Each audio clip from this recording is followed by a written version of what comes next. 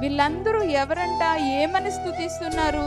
సింహాసనాసీనుడైన మా దేవునికిని గొర్రెపిల్లకును మా రక్షణకై స్తోత్రం అని చెప్తున్నారు.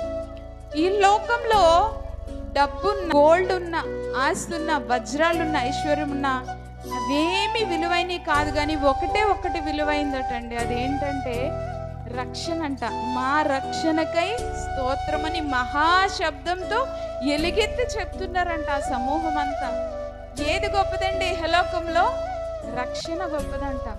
అట్టి రక్షణ మనం కలిగి ఉన్నామా? ఈ రోజున రక్షణ తీసుకోవాలి, బాప్తిసం తీసుకోవాలి, ప్రభుతో ముందుకు వెళ్ళాలంటే ఎంత భయమో అనేకులకు. ఇవే ఆలోచనలు. ఒకవేళ ఈ రోజు వరకే మనం నిన్నటి వారమే, రేపేమవుతుందో మనకి తెలియదు. చిన్న పిల్లలు చనిపోతున్నారు, యవ్వనస్తులు చనిపోతున్నారు, మధ్య వయస్కులు చనిపోతున్నారు. రాకడి వరకు పెద్ద వెయిట్ చేయక్కర్లేదండి. రాకడి కంటే భయంకరమైన విషయం ఏంటంటే మన పోకడే. రాకడికి కొన్ని సూచనలైనా ఉంటాయి. ఏమన్నా ఇలా జరిగితే ఇక రాకడ వస్తుందని. మన పోగడికి అసలు ఏ సూచనలు ఉండవు. ఎప్పుడు వెళ్ళిపోతాం మనకు తెలియదు. మరైతే మనం ముద్రించబడాలి కదా. ఇహలోకంలో ఉండగానే మనము ముద్రించబడినట్లయితేనే మనము మొదట క్రీస్తు లేపబడిన వాడుగా ఉన్నాడు. ఆ తర్వాత మనం కూడా దేవునితో పాటు లేపబడే వారమై ఉంటాము. కానీ ఇహలోకం మట్టుకు మాత్రమే కొంతమంది భక్తి చేస్తూ ఉంటారు. మేలు కలిగితే వస్తామంటారు.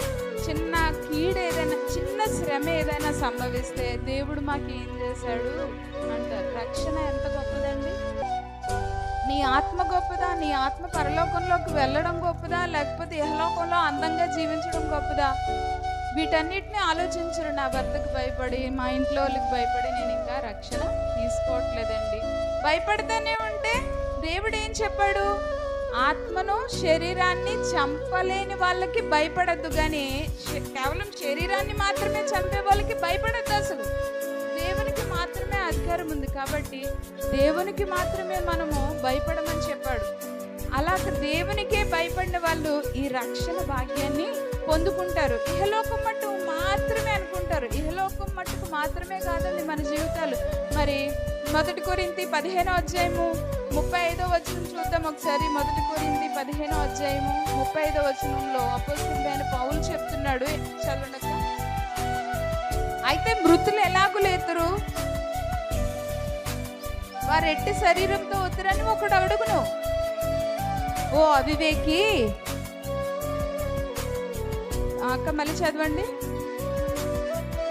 నీవు విత్తినది చచ్చితేనే గాని